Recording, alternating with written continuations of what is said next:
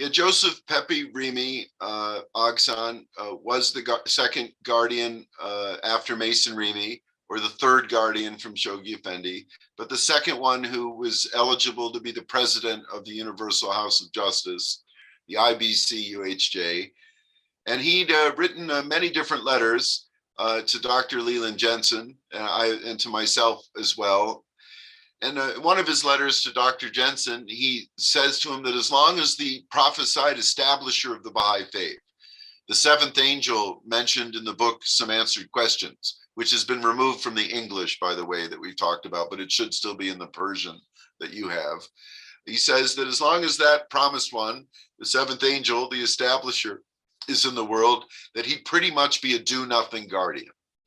Nevertheless, he functioned in a role to test and purify the people during his lifetime, as well as fulfilling what he said was his fiduciary responsibility to adopt and appoint a successor, which would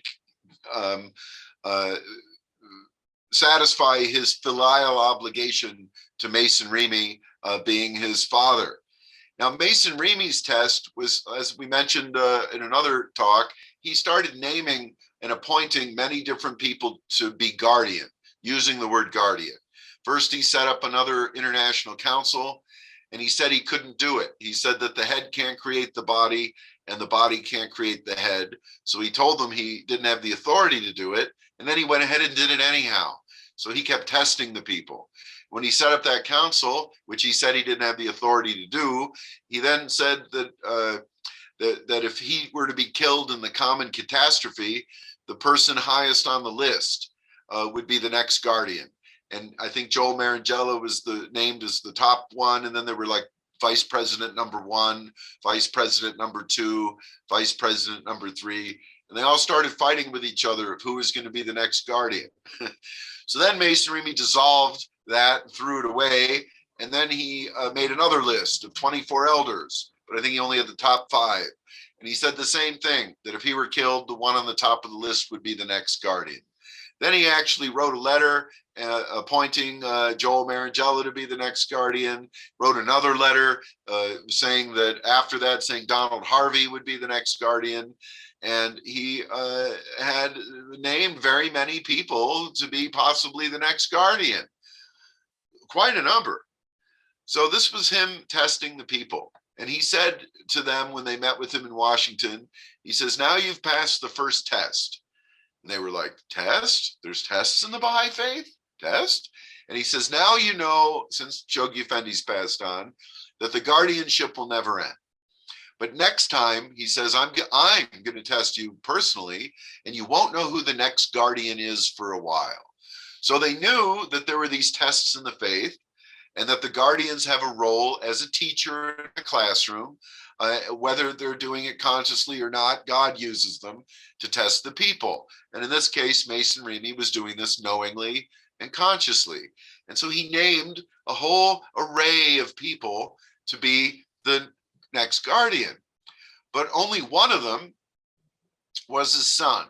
So because the test was on the appointment to emphasize the significance of the genealogy of the throne line of David being in the sonship, he took Joseph Pepe Remey to Italy and adopted him in the courts of Italy with many papers and signed documents, making sure that these were legal by the state standard of Italy that would be upheld in a United States government.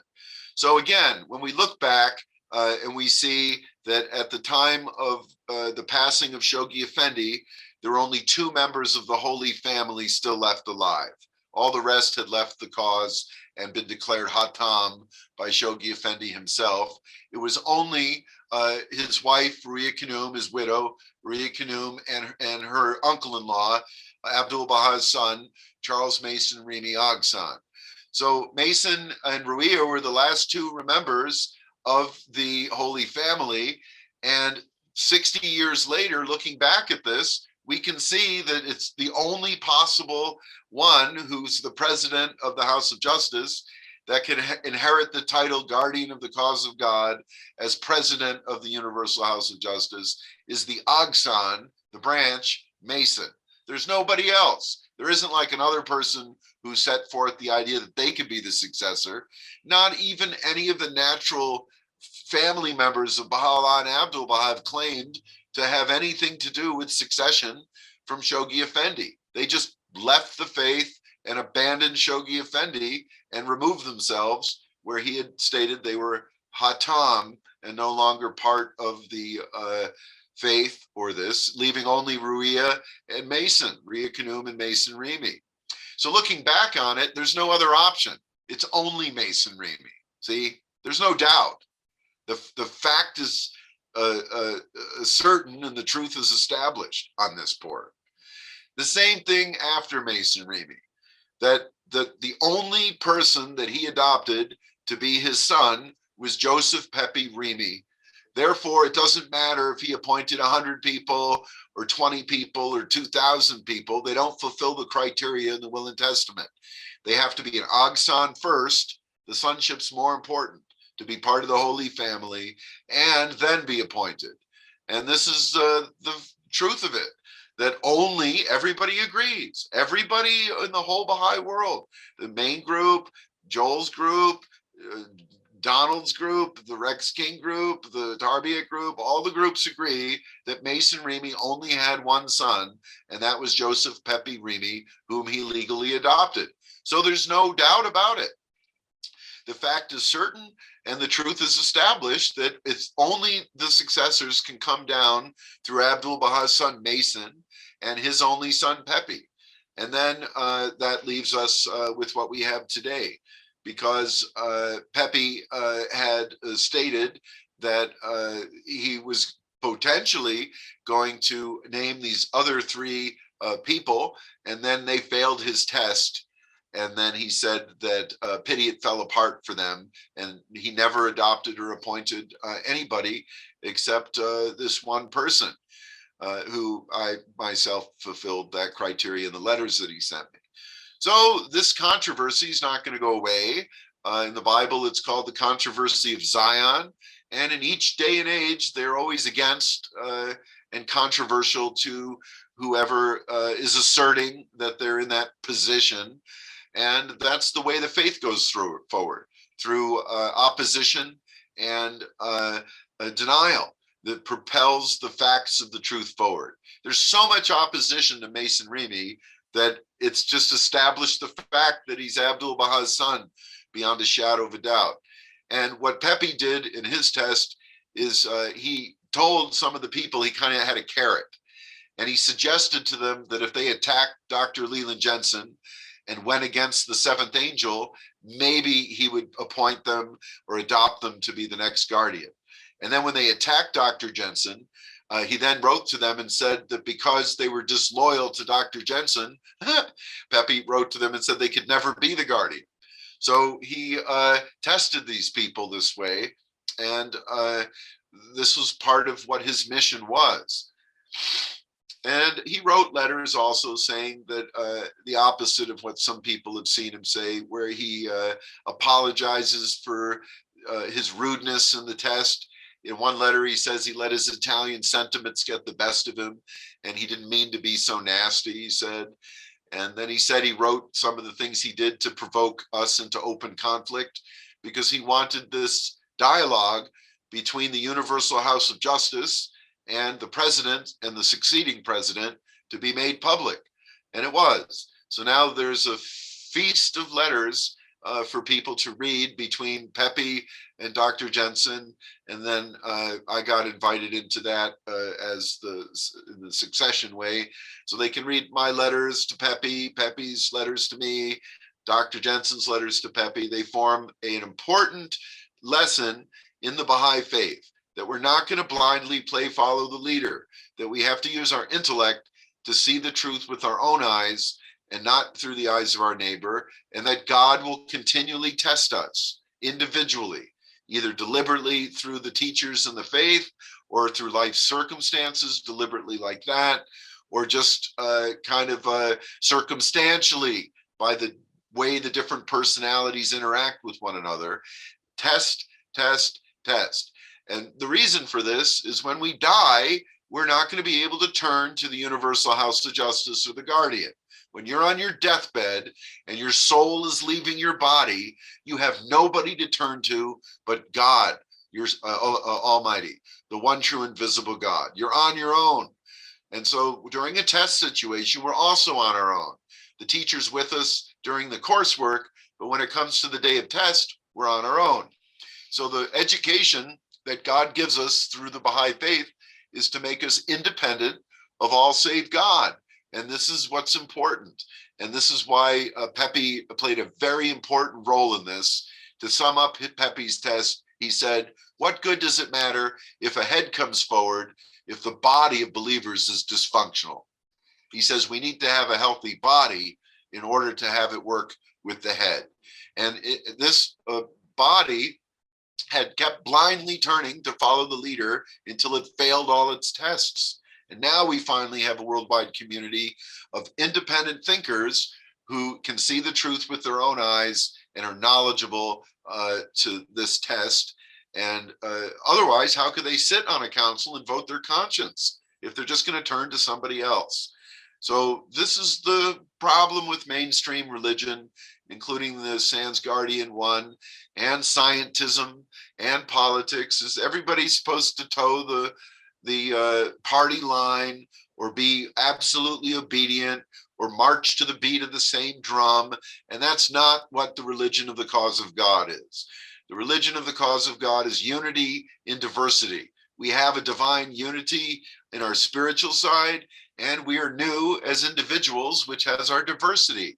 And God wants our diversity expressed freely by us in a free and open society. But we have to be spiritually mature enough to realize that our individuality and our diversity is in the context and is sustained by our unity that cannot be broken. And once a person's aware of Tawheed and they become Mohidden and they understand the unity of God, that's when a person's strength comes to them directly from God and they're able to express themselves more vibrantly as different individuals. And this is the direction the faith is going in at this time. And this is why God had the violations of the covenant. This covenant has been violated to the point where everybody's on their own. Each person's going to have to use their own intellect to look at the criteria in the will and testament and decide how it's been fulfilled and where that's located today. And once they realize what this is, they're not coming into a situation of taqlid. It's not like, oh, that's who the successor is. Now I can take my brain and throw it in the garbage and they'll tell me what to do. No, no, no. It's a school. Welcome to the school. The successor that fulfills the criteria is like the dean of the school.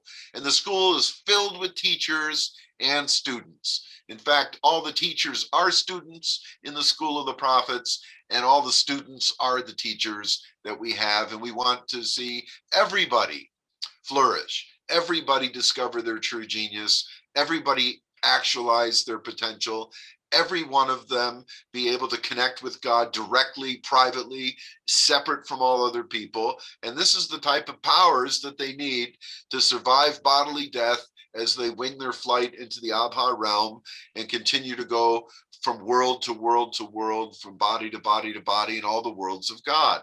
God is their sustainer. Nobody can do these things on their own, so they're inclined to turn to someone else to tell them what to do. Well, the truth is, of course, nobody can do this on their own. Therefore, we should take this inclination to turn to somebody else and turn inwardly and find our connection to God. That is the purpose in our life, is to figure that out. And nobody else can figure that out for somebody. They have to have their own direct and immediate spiritual experiences and become spiritually awake. In conclusion, Abdulbaha mentions 3 stations of certitude. So we have seeing the truth, which is the intellectual, logical proofs of something, like we proved something in math that's infallibly true, and we proved something in the spirit that's a proof that's true. So this is a certitude of knowledge. Then we have another type of certainty or certitude, again. We have a certitude of vision, like we actually see the reality of the revelation happening around us. So this is a certitude of vision. This is a deeper certitude than just knowing it abstractly, like 2 and 2 is 4, seeing 2 apples and 2 more apples, there's 4 apples. That's a certitude of vision, because we're seeing it demonstrated in the world around us. And then we have the third station of certitude that Abdulbaha talks about, which is certainty in reality. And this means experiencing the thing in this transformation of ourself. And he gives the example of fire. He says, for instance, we could have fire and it's logically proven and you accept it. Then you might come and see some fire. And he said, oh, there's a fire over there, and that's certitude of vision. And then he says you might be caught on fire instead of human being on fire. He says that's certitude of the reality. So you're not only logically sure there's fire and you've seen the fire, but you yourself are on fire. Then he says, or they might warm themselves by the fire. But the point of it's this: he's talking about the spirit that we can see with logic, like 2 and 2 is 4, that God exists at some point and created the universe and everything in it. We can see the proofs of where the covenant is today. Logically, we can see that as far as certitude of knowledge.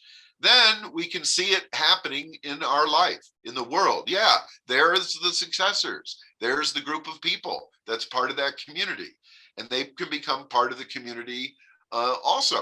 And of course, we're all one community of human beings on our global village anyhow, with people at different states of consciousness. They're all different grades of school, in other words. Then we can also be on fire with the love of God and feel the actual transformation the Son of Reality is making upon ourselves. This is the certitude of reality, Haki Yakim. And so therefore, we want to have that state of certitude. And when a person's in that condition, they're independent of all save God. They're having a direct and immediate experience of the divine in their life. They're on fire with the love of God. They're knowledgeable about God in their direct experience of God. And in this way, we don't know God intellectually in essence, but we know God experientially through our life and our devotion and our prayer and our work. So it's a different way of knowing. It's not an intellectual knowing, it's an experiential knowing. And that's the goal, to make everybody independent of all save God. And that was what Pepe's mission was about, so that a true body could come forward that had those qualities.